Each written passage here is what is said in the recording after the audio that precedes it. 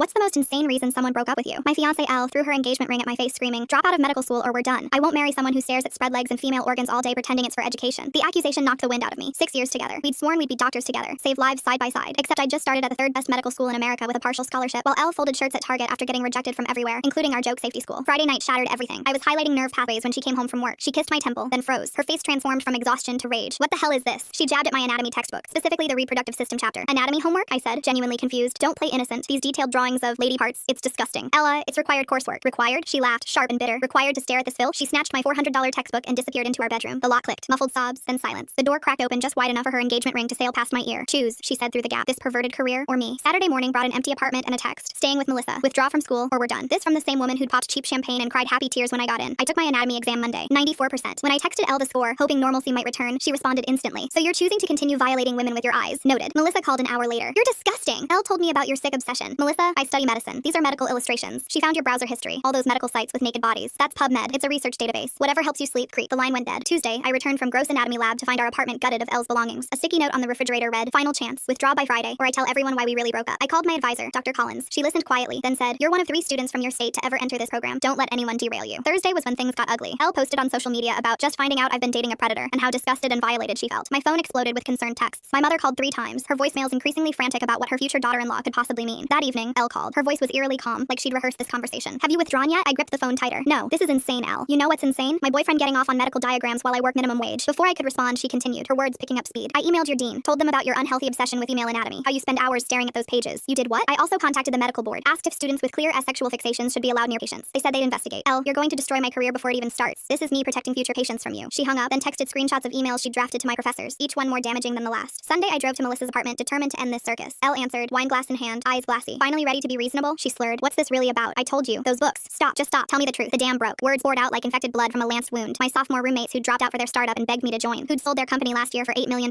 who now lived in penthouses and drove G-Wagons and vacationed monthly in places I couldn't pronounce. "You could have been them," Ella screamed, mascara streaming. "They offered you equity. Instead, you chose poverty and debt and 12 years of training to make less than they spend on wine. You said you wanted to be a doctor too." "I lied," she screamed. "I only applied to schools I knew would reject me. I thought you'd eventually see reason. Take the tech job. Build something real instead of wasting your brain on sick people who'll never appreciate you." "So the anatomy thing?" I asked. "I needed something shocking, something that would make you question everything." I left her there and told her to keep the ring. The medical school dismissed her claims after a 5-minute review, and she was reapplying to medical school, telling everyone she'd always dreamed of being a doctor. 4 years later, an unknown number texted, "I still have your anatomy textbook, Ella. Keep it." I replied. Her next text came immediately. "I'm sorry. I was scared of being poor while watching your friends get rich." I stared at my phone. "They offered me a position last week. Senior developer. $300,000 starting." 3 dots appeared, then disappeared, then appeared again. "You're taking it?" "No. I just matched into surgery residency. Delivered an emergency baby when the OB was stuck in traffic. Saved a grandfather during my ER rotation. Used every page of that anatomy textbook you called perverted." A long pause before her response. I was so stupid. My reply was instant. Stupid is an understatement.